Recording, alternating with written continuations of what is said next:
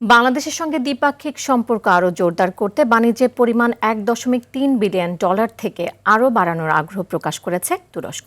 দুপুরে রাজধানীর একটি হোটেলে পররাষ্ট্রমন্ত্রী ডক্টর খলিলুর রহমানের সঙ্গে বৈঠক শেষে যৌথ সংবাদ সম্মেলনে এসব তথ্য জানান ঢাকায় সফররত তুরস্কের পররাষ্ট্রমন্ত্রী হাকান ফিদান। এ সময় খলিলুর রহমান বলেন, প্রতিরক্ষা, অ্যাভিয়েশন, আইসিটি ও চিকিৎসা খাতে একসঙ্গে কাজ করবে ঢাকা আঙ্কারা।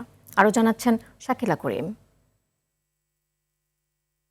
ঢাকা সফরের দ্বিতীয় দিনে সকালে রাজধানীর হোটেল ইন্টারকন্টিনেন্টালে ডক্টর খলিলুর রহমানের সঙ্গে বৈঠক করেন তুরস্কের পররাষ্ট্রমন্ত্রী হাকান ফিদান। গুরুত্ব পায় ঢাকা আঙ্কারা দ্বিপাক্ষিক সম্পর্ক, জ্বালানি, অবকাঠামো, তৈরি পোশাক খাত, রোহিঙ্গা সংকট ও প্রতিরক্ষা খাতে সহযোগিতার মতো বিষয়।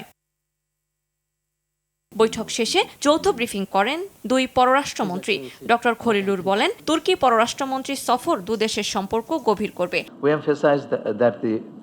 বাংলাদেশ উভয় দেশের জনগণের জন্য শান্তি, স্থিতিশীলতা, অর্থনৈতিক অগ্রগতি, পারস্পরিকভাবে লাভজনক বিষয় ও টেকসই উন্নয়নকে এগিয়ে নিতে তুরস্কের মতো বন্ধুদের সাথে সহযোগিতা ও সমন্বয়ের ভূমিকা পালন করে যাবে। বেসরকারি অর্থনৈতিক অঞ্চল এবং বিশেষ অর্থনৈতিক অঞ্চলে বিনিয়োগ করার জন্য আমন্ত্রণ জানানো হয়েছে। বাংলাদেশে একটি বিশেষ অর্থনৈতিক অঞ্চল প্রতিষ্ঠায় তুরস্ককে আমাদের সমর্থনের প্রস্তাব দিয়েছি। আহ্বানে সাড়া দিয়ে তুরস্কের পররাষ্ট্রমন্ত্রী হাকান ফিদান জানান, বাংলাদেশের সঙ্গে $1.3 বিলিয়ন বাণিজ্যকে $2 বিলিয়নে নিতে চায় তার দেশ।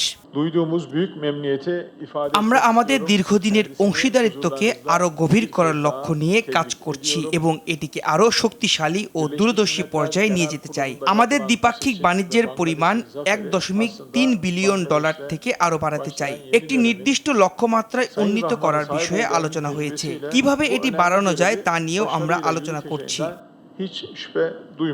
এ সময় বিশাল রোহিঙ্গা জনগোষ্ঠী নিয়ে সৃষ্ট সংকট সমাধানে পাশে থাকার প্রতিশ্রুতিও দেন তুরস্কের পররাষ্ট্রমন্ত্রী।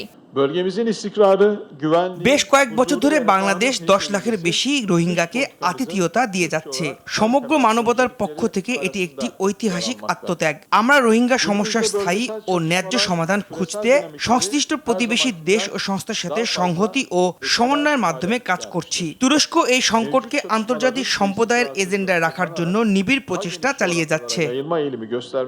সফর উপলক্ষে সংস্কৃতি মন্ত্রী নিতাই রায়চৌধুরীর সঙ্গে সাংস্কৃতিক সম্পদ রক্ষায় একটি সমঝোতা স্মারক স্বাক্ষর হয়েছে। শনিবার প্রধানমন্ত্রী তারেক রহমানের সঙ্গে সৌজন্য সাক্ষাৎ করবেন হাকান ফিদান। এদিনই শেষ হবে তার ঢাকা সফর। শাকিলা করিম, RTV, ঢাকা।